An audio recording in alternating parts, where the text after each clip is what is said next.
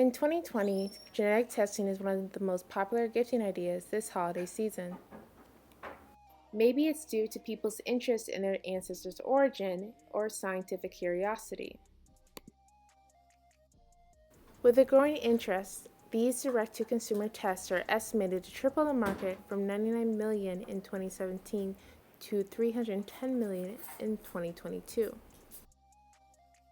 Genes are viewed as the building blocks of who we are, but how much do they truly define us? If you watched my last video, you probably remember this commercial by 23andMe, and most likely various advertisements like it. When researching direct-to-consumer genetic testing, a term came up that caught my eye, and that is genetic essentialism, which I find relates to this type of advertising. Genetic essentialism is defined as a tendency to infer a person's characteristics and behavior are based on their perceived genetic makeup, or the idea that our genomes define our personal identities and are the secular substitutes for the soul. How these different companies advertise their DTC or direct-to-consumer tests might make exaggerated suggestions on how much these tests can influence the way you live. Scrolling through the different tests, they state they can provide the information that is uniquely tailored or customized to each individual. That is a chance to learn about themselves and take responsibility of one's own health and lifestyle. Adding testimonies from various people mentioning unlocking a part of themselves that they didn't know was there.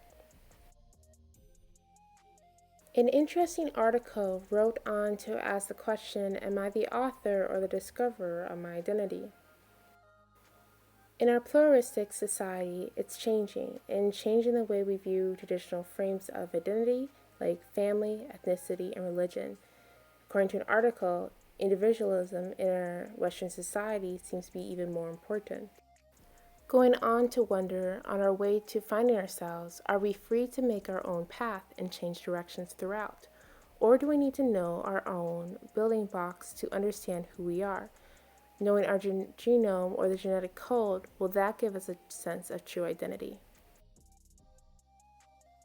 Here an article is asking about existentialist rhetoric in direct-to-consumer DNA testing. For those who invest a large part of their identity in their lineage and ethnic origins, biological evidence for the claimed identity often seems more important than the cultural legacies that surround a given heritage.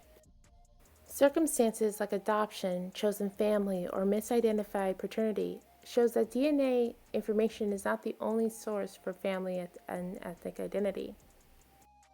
Overall, our genes hold a lot of information of who we are, physically, but people's choices and lifestyle also have a lot to do of who they are today, and a genetic test can't necessarily answer all of those questions.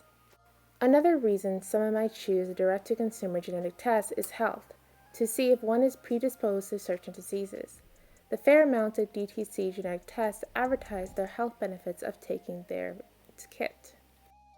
Right off the bat, the site will be sure to include a few things when you read about the kit, mentioning things like this test shouldn't be used to diagnose or predict the future, such as medical care, lifestyle choices, or even diet. So it seems harmless enough, but what happens when a chance of misinformation or anxiety when you get the results? There are stories of patients concerned about their health because of DTC test results. Even though they were perfectly fine physically, customers might not be able to understand the limitations of the different tests, or the risks might be exaggerated or underestimated. Customers might be left with anxiety about the findings and not sure who to reach out to with their questions and concerns. One thing that I noticed when in search of different direct-to-consumer testing is that some advertise for cancer risk screening, and among other things. 23andMe's DTC genetic test is fairly interesting because they are the first to be FDA authorized. The last couple of years, especially after we got our first FDA approval or authorizations, the market is there. Like, people definitely are interested in their genetics. They're interested in the sense of identity. And a lot of it, like the ancestry market really exploded first, and in part because there's more competition on the ancestry market. But people really are interested in this sense of identity. And I think that that's where there's a big gap that's out there where people would like to feel connected in a different way. And there's interesting conversations about what's actually the definition of family. Is it necessarily the people you've grown up with, or is it people that you are genetically related to? Like, what is that definition of family? So that's at the health side is where I think there's, in many ways the most potential. People are hungry for ways and information about how to live healthier. And in some ways, people still are figuring out what to do with information and actually, frankly, how to be in charge of themselves. But what does this mean to be FDA-authorized DTC tests? The test by 23andMe runs various tests such as detecting the genetic risk for breast and ovarian cancer in women and breast and prostate cancer in men. FDA's authorization is significant when you know the history between 23andMe and what it means for the future. Since the 2000s, the government, including the FDA, were concerned with the DTC genetic tests and wanted 23andMe to discontinue them that tested for BRCA gene mutations and others until they were authorized by the FDA. The FDA needed the company to find a way to address the risks that would be incorrectly interpreted in the results. For instance, requiring labeling and information and warning symbols such as does not diagnose cancer or any other health conditions and should not be making medical decisions, also showing descriptions of the limitations on their website. FDA regulating these tests show that it is possible for marketing of DTC tests that show results for genetic cancer risks, used for a determined predisposition of cancer, and where these results for tests may lead to different screenings, confirmative procedures, or treatments that may incur a mortality to the patient.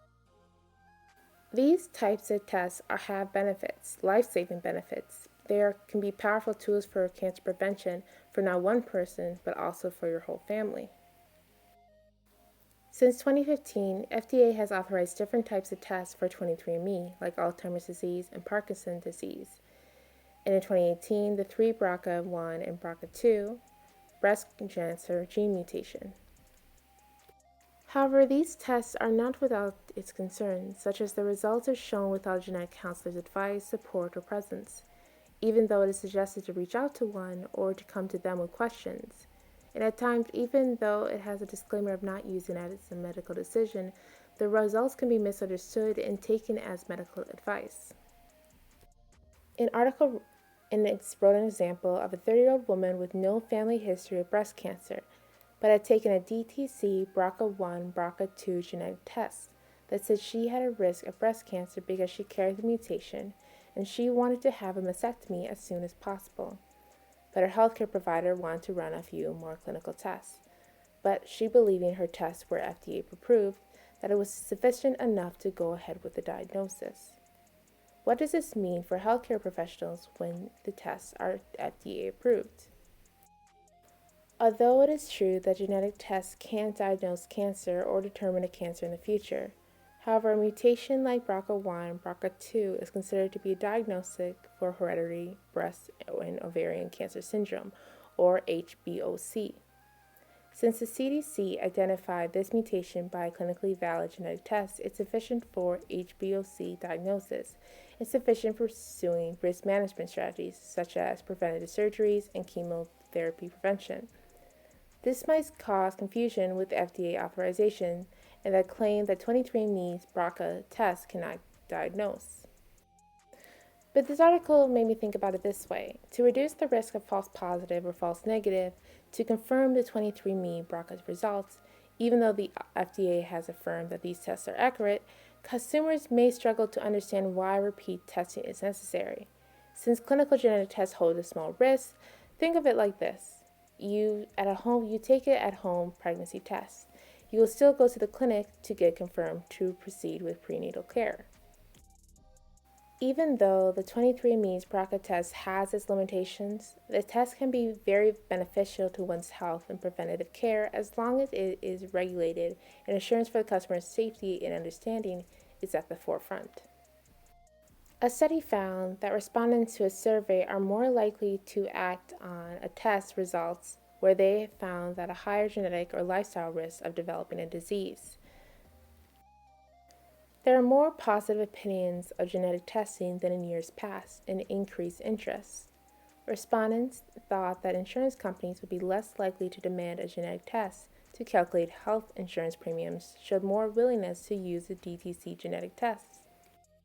The Genetic Information Non-Discrimination Act prevents healthcare companies, employers, from using the genetic data to deny individuals employment or coverage. But there are still those who are hesitant due to different things they heard about genetic testing in regards to privacy. With over 15 million people have taken an at-home test worldwide, the type of test will be beneficial for law enforcement investigations. However, they are not authorized to these tests in all cases because it would compromise genetic privacy. 23andMe and Ancestry say they don't willingly share your information unless with a court order. Well, that's a different story for a company like Family Tree DNA, where the FBI used their database for the people suspected of violent crimes. DNA can help solve a case, but it can also accuse the wrong person. Americans are currently divided on whether police should be using genetic data from customers. 48% say they are okay with it, a third said no, and 18% are unsure. Another database called GED Match has been used to solve at least 70 U.S. violent crimes by the end of 2019, and people are able to share their DNA and opt in to police searches.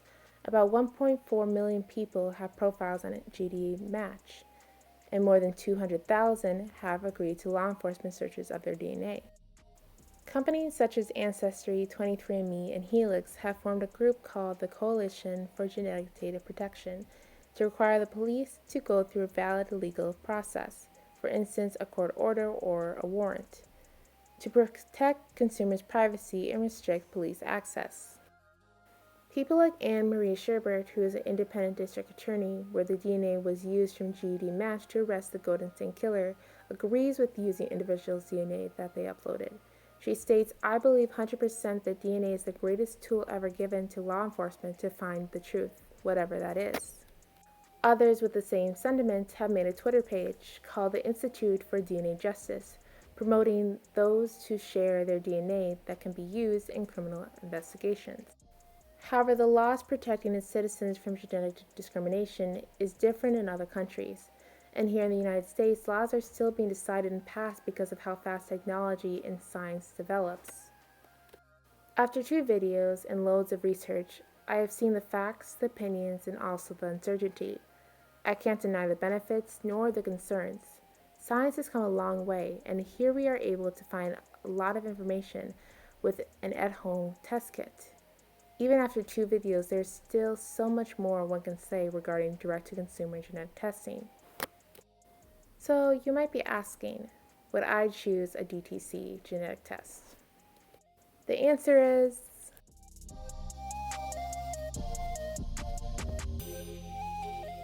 thank you so much for listening. I wish you well and happy holidays.